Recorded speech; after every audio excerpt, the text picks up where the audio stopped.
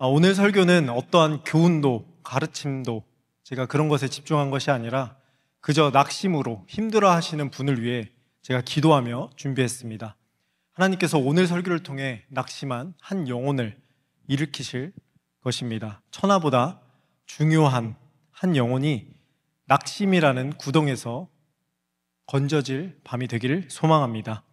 세상이 마지막을 가면 갈수록 다양한 무기들이 나오고 있습니다. 예전에는 그 칼과 활밖에 없었는데 이제는 총과 탱크를 넘어서 핵이라는 대형 살상 무기와 또 드론이라는 신개념 그런 무기가 등장하기 시작했습니다. 사람이 굳이 전쟁에 참여하지 않아도 드론이라는 것을 통해서 수백 명, 수천 명에게 피해를 입힐 수 있는 시대가 되었습니다. 특별히 세계 정세가 너무나도 불안한 지금은 각 나라들이 더 강력하고 비밀스러운 그런 무기를 만들고 있다고 하더라고요. 언론에 공개한 무기가 다가 아니라고 합니다. 분명 상상할 수 없는 무기들이 숨겨져 있을 것이고 그 무기들은 언젠가는 전 세계를 뒤엎을 세계의 전쟁, 이제 성경에는 아마겟돈이라고도 하는데 그런 전쟁에 사용될 것입니다. 무기는 언젠가 사용하기 위해서 만들어졌으니까요. 세상 권세를 잡은 사탄에게도 무기가 있습니다. 다양한 무기들이 정말 많잖아요. 교만도 있고 유혹도 있고 또 질투도 있고 음란도 있고 거짓말도 있고 오해도 있고 이간질도 있고 무수히 많은 무기들로 우리의 마음을 매 순간 공격을 합니다. 여러분, 눈에 보이는 그 핵무기가 강력할까요? 아니면 보이지 않는 사탄의 무기가 강력할까요? 사탄의 무기가 더 강력을 합니다.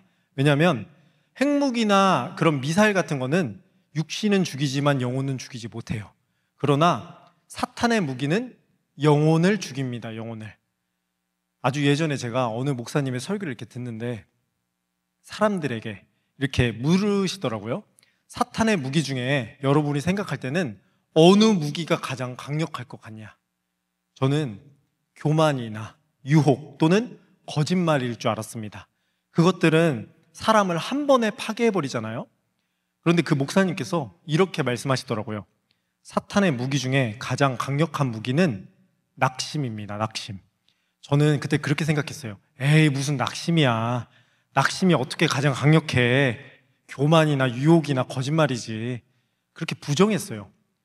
그런데 제가 이제 신앙생활을 계속 하면 할수록 왜 낙심이 가장 강력한지 깨닫게 되었습니다.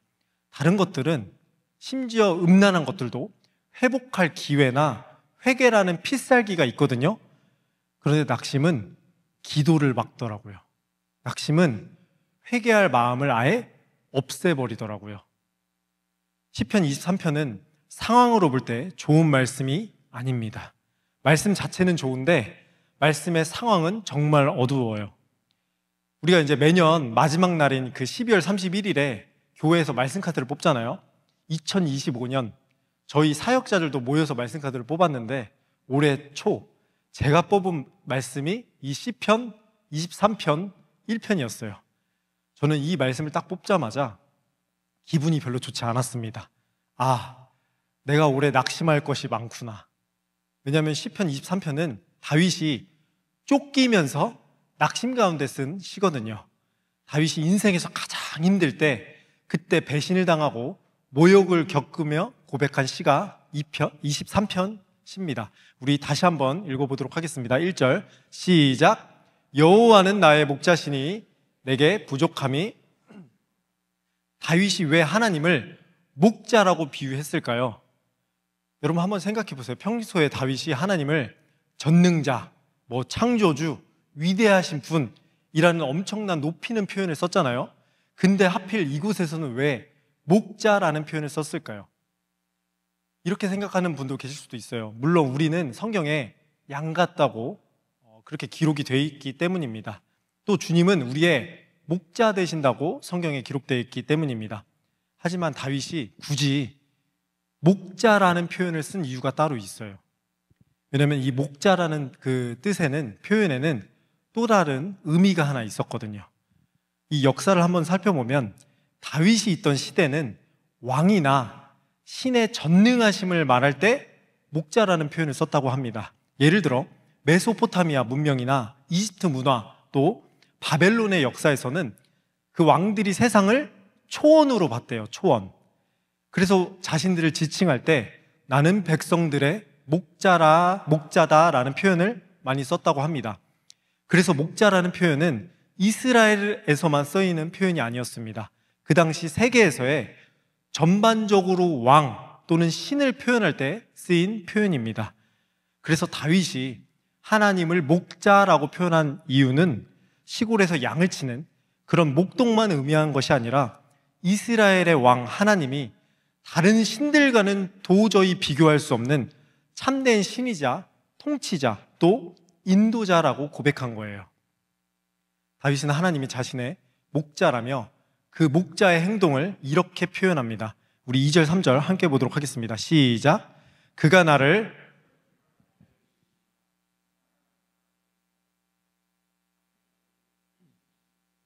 자기 이름을 위하여 의의 길로 인도하시는 도다. 다윗은 말합니다. 내 환경과 상황은 비록 쫓기고 있지만, 언제 잡힐지 모르는 상황 가운데 있지만, 그럼에도 목자 되시는 하나님이 계시기에 나를 그분께서 의의 길로 인도하신다.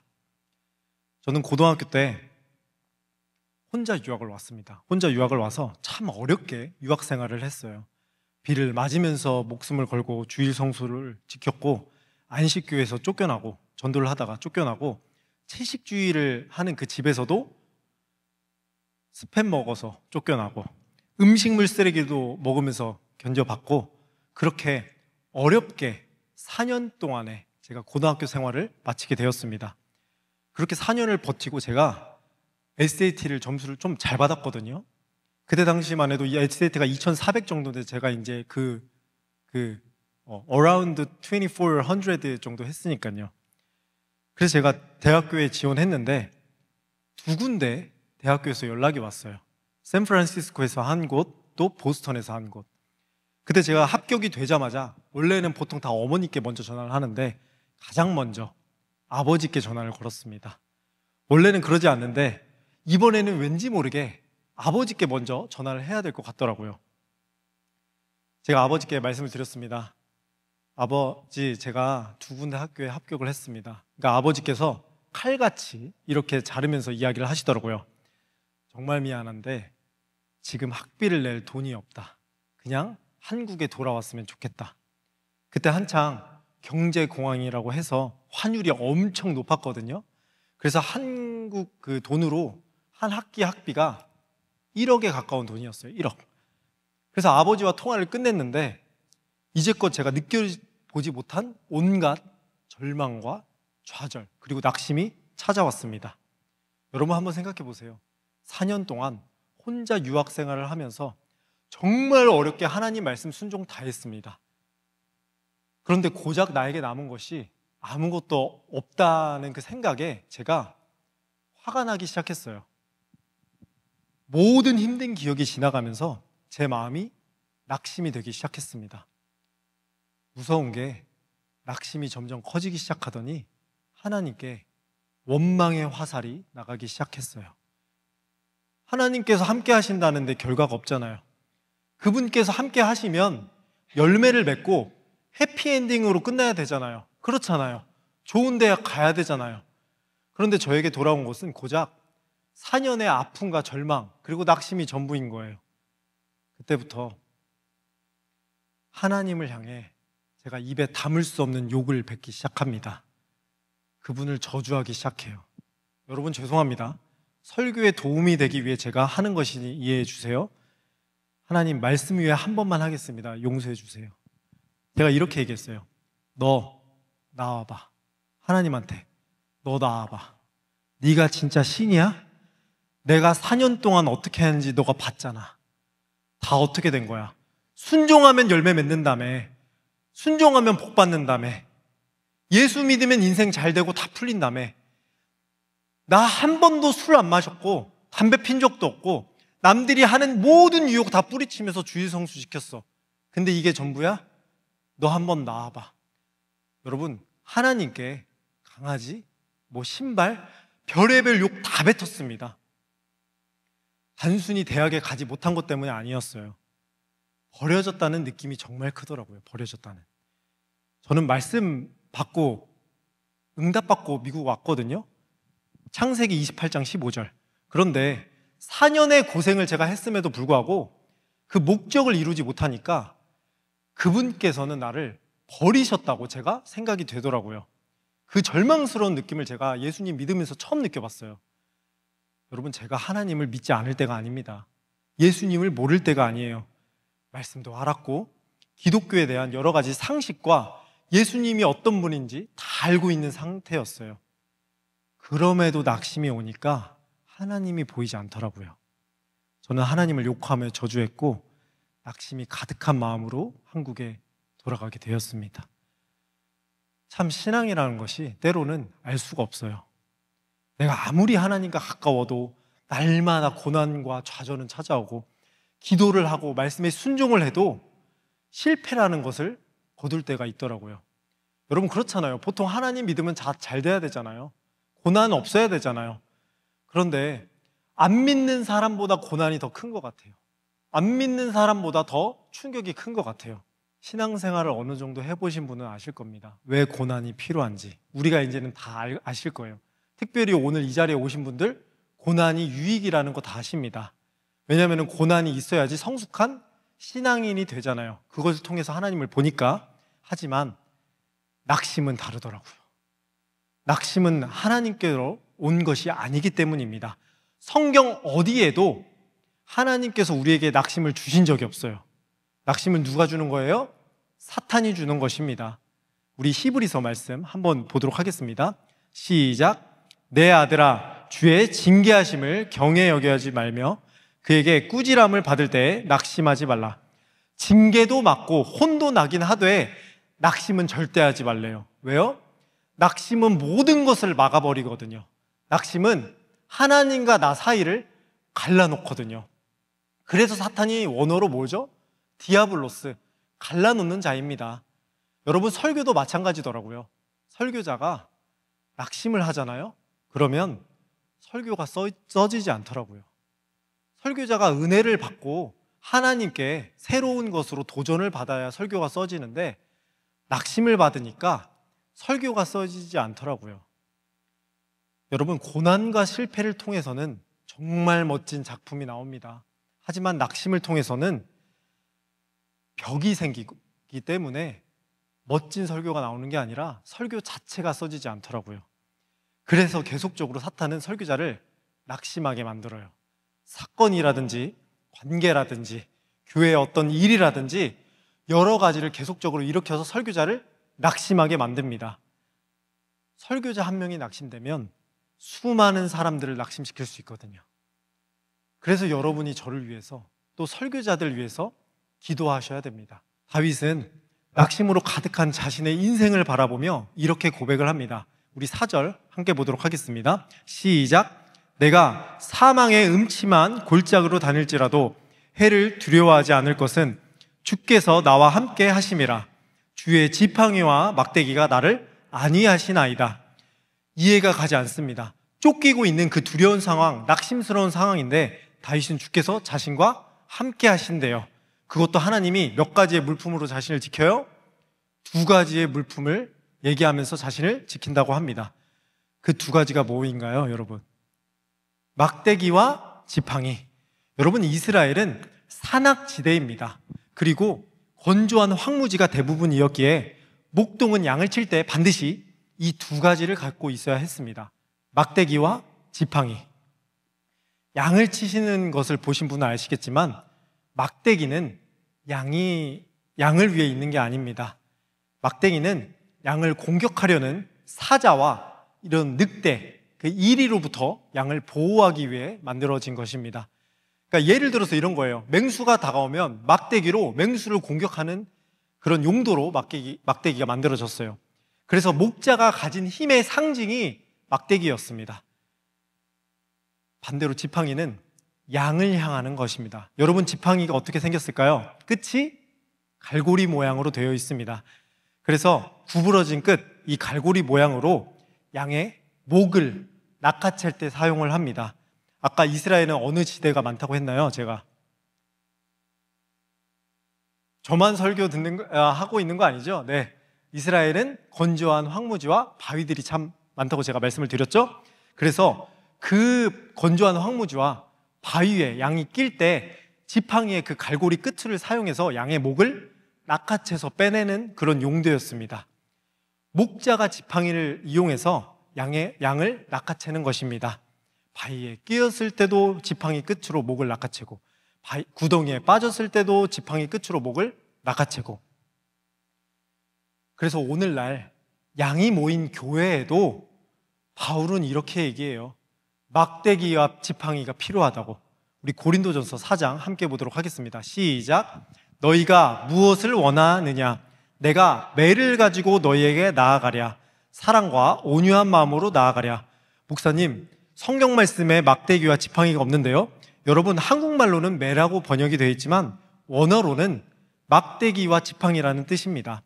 과거에도 오늘날에도 양에게는 항상 자신을 올바르게 인도해 줄 막대기와 지팡이가 필요했습니다.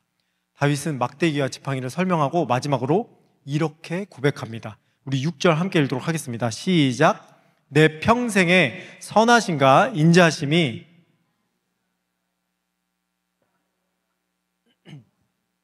여기서 우리가 주목해야 할 단어는 따르니니입니다. 따르니니. 우리가 선하심과 인자하심을 너무나도 잘 압니다.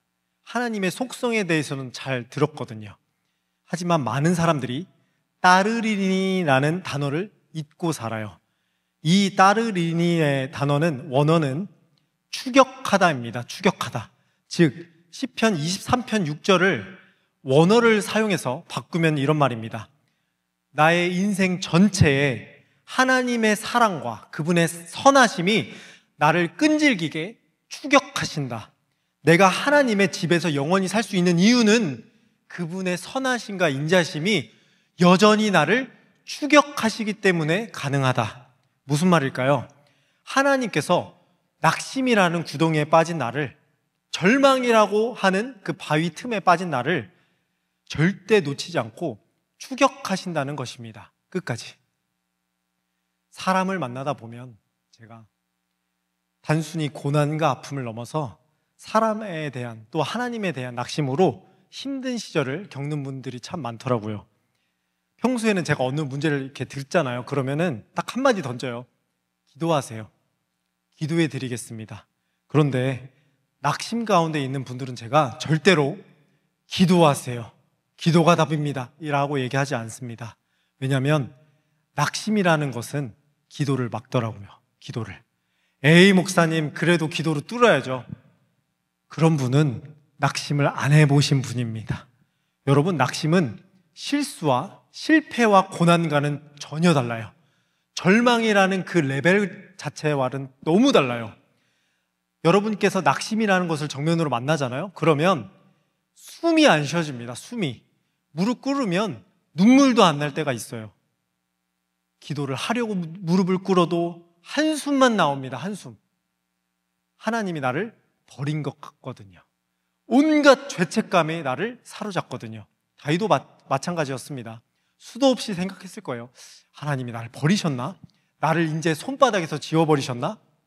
하나님께서 더 이상 나와 함께하지 않으시니 내가 계속적으로 도망가는 거 아니야? 그래서 다윗이 쓴 시편 거의 다 대부분이 낙심시입니다. 낙심 가운데. 하지만 다윗은 낙심 속에서도 한 가지를 꽉 붙잡습니다. 한 가지.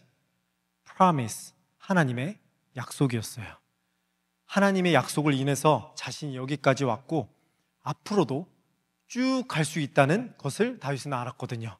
그래서 죽기 직전에 솔로몬에게 이렇게 유언합니다. 우리 사무엘하 23장 5절 함께 읽도록 하겠습니다. 시작. 내 집이 하나님 앞에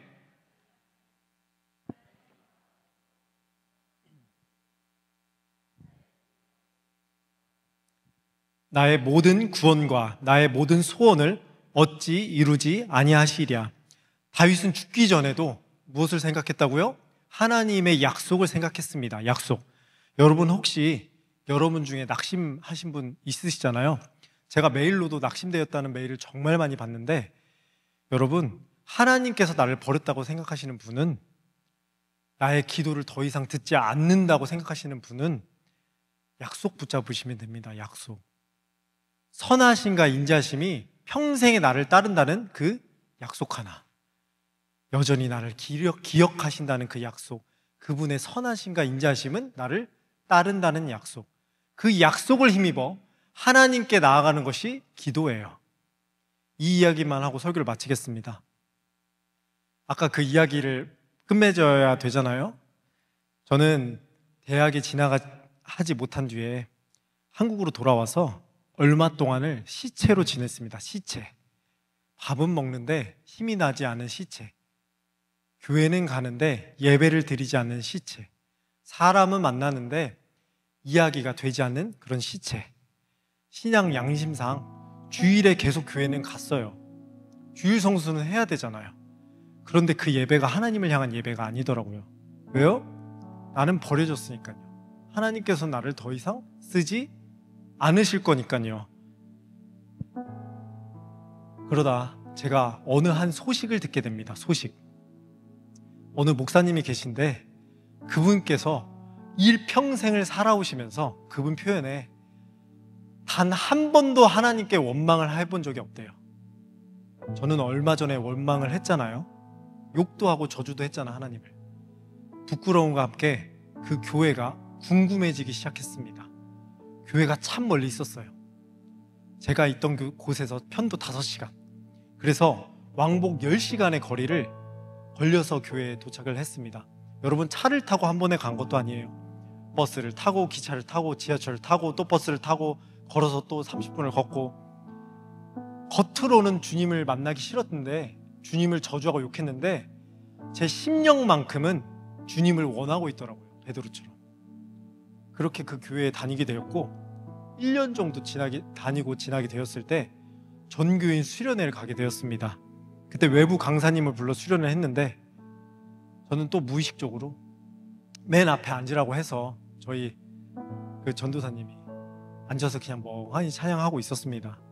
그런데 외부 강사님께서 요리저리 돌리시더니 갑자기 제 앞에 딱 쓰시더니 두마디를 딱 던지셨습니다. 저는 아직도 그분이 왜 저에게 그런 말을 한지 모르겠어요. 저를 딱 보시면서, 어이, 하나님이 너 쓰실 거래. 어이, 하나님이 다 기억하시고 있으시대.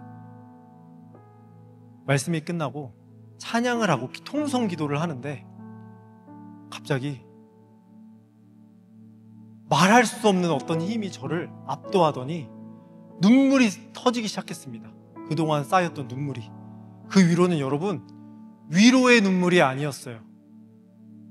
죄송함에 흘리는 회개의 눈물이었습니다. 회개의 눈물. 너무 죄송한 거예요. 나는 버려준 줄 알았는데, 이제 끝난 줄 알았는데, 나는 하나님을 저주하고 욕했는데 나를 기억하고 계시다고?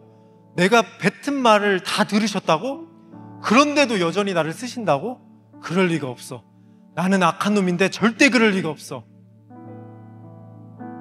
더 강력한 힘이 저를 압도하기 시작하더니 회개가 터져나오기 시작했어요. 눈물, 콧물, 침, 모든 것들이 얼굴에 범벅이 되기 시작했습니다. 내 안에 있던 죄가 인생을 살면서 처음 보이기 시작했어요. 창조주와 피조물, 거룩한 분과 더러운 죄인이 확대되며 클로즈되었고, 저는 그 누구보다 세상에서 가장 더러운 죄인임을 그때 제가 깨닫습니다. 제 인생의 첫 회심의 장면이었어요. 그때부터 3개월을 단 하루도 빠짐없이 울며 지냈습니다. 울며. 어떤 것을 잘못했는지, 어떤 것을 제가 바로 잡아야 되는지, 죄가 무엇이고 거룩이 무엇이고 회개하는 내내 성령님께서 저의 죄를 깨닫게 하시더라고요. 그때 제가 회개를 하며 하나 다짐을 합니다. 하나님, 앞으로는 2번 다시 제가 어떤 힘든 것이 찾아와도 하나님 원망 안 하겠습니다. 제가 서원했어요. 하나님, 한평생 제가 어떤 일이 있어도 하나님은 선하다고 제가 생각을 할게요. 하나님, 모든 것을 다 잃을지라도 이 더러운 죄인은 하나님 편에 쓸게요. 목숨까지 바칠게요. 이 더러운 죄인을 구원하신 그 하나님의 은혜에 제가 보답할게요. 3개월의 회개 눈물을 마친 다음에 제 인생이 전과 달라지기 시작했어요. 하나님을 믿으면 잘 된다는 그런 기복주의 신앙에서 하나님만 있으면 된다는 그 제자로서의 신앙으로 바뀌기 시작했습니다. 용서받은 죄인이 된 거죠. 제가 마주한 것은 낙심이었지만 낙심 가운데도 하나님의 선하심이 숨어 있더라고요. 여러분, 그때 제가 원하는 대학에 들어갔더라면 이렇게 귀한 여러분 못 만났을 거예요. 저는 지금 사업하고 있었을 겁니다. 그분의 선하심과 인자심이 끝까지 저를 추격하고 계시더라고요. 여러분, 회개는 많은 것을 바꾸어요. 많은 것을. 한 사람의 인생을 죄인에서 용서받은 죄인으로 바꾸는 것이 회개입니다. 여러분, 오늘 기도할 때 회개하시면 가장 큰 축복이에요. 회개하시면. 말씀을 정리하겠습니다. 사탄이 끊임없이 낙심이란 무기로 우리를 공격하지만 우리는 하나님의 약속으로 방어막을 더욱 강하게 치면 됩니다. 왜 근데 그렇잖아요. 왜 아는데 왜 그게 안 될까요? 하나님의 약속 붙잡으면 되는데 그게 잘 안 될까요? 우리는 매번 약속을 해왔거든요. 친구와의 약속, 부모와의 약속, 자식 간의 약속. 그래서 우리의 뇌가 일방적으로 그렇게 생각합니다. 아, 약속이라는 것은 깨질 수도 있는 거구나. 약속이란 것은 취소가 될 수도 있는 거구나. 그러나 기억해야 해요. 우리가 일방적으로 하는 약속과 일반적으로 하는 약속과 하나님의 약속은 기준 자체가 틀립니다. 그분의 약속은 지구 역사상 단 한 번도 깨지지 않았거든요. 그 확증이 뭐예요? 예수 그리스도, 십자가에 달려서 나를 죽으신 예수 그리스도 만왕의 왕. 내가 그들에게 영생을 주더니 영원히 멸망하지 아니할 것이요 또 그들을 내 손에서 빼앗을 자가 없느니라. 여러분, 하나님께서 기억하신대요. 잊지 않으셨대요. 어떻게 부모가 자식을 잊겠습니까? 절대 잊지 못합니다. 구덩이에 빠지면 목자 대신 예수 그리스도 달려오십니다. 바위에 끼면은 목자 대신 예수 그리스도 가장 먼저 맨발로 뛰어오세요. 그리스도께서 나를 건져내십니다. 왜 그런다고요? 예수 그리스도가 나의 목자 되시기에. The Lord is my shepherd. The Lord is my shepherd. 낙심의 공격은 강력하지만 하나님의 약속은 그것보다 더 큽니다. 낙심은 끊임없이 우리를 쫓아오지만 주님의 선하심은 우리를 더 굳세게 추격하십니다. 이 시간 기도하고 찬양하고 기도할 텐데, 하나님, 다시 일어나길 원합니다. 하나님, 구덩이에서 빠져나오기를 원해요. 한 영혼을 위해 설교를 준비하셨듯이 이 중에 낙심하신 분이 있으면 이렇게 기도하시면 됩니다. 하나님, 회개하게 해주세요. 하나님, 하나님의 그 선하심이 저를 추격하는 은혜를 얻게 해주세요. 선하심과 인자심이 따른다는 주님의 약속을 붙잡는 모두가 되길 소망합니다. 우리 뜨겁게 찬양하고 기도하겠습니다. 나의 영혼